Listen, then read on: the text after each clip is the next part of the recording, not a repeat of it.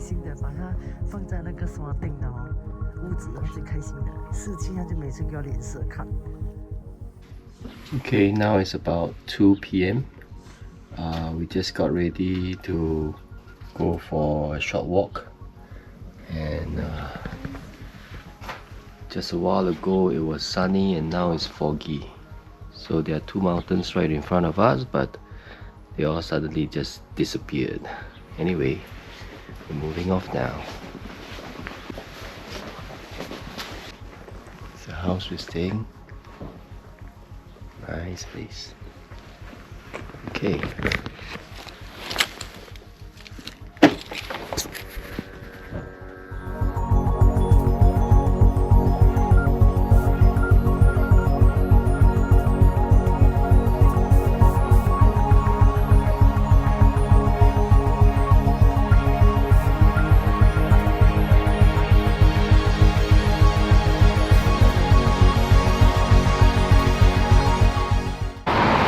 Okay, this is our final destination from our 3 months vacation. Now we are in Switzerland. Last night we arrived here, and this is in the town of Brienz.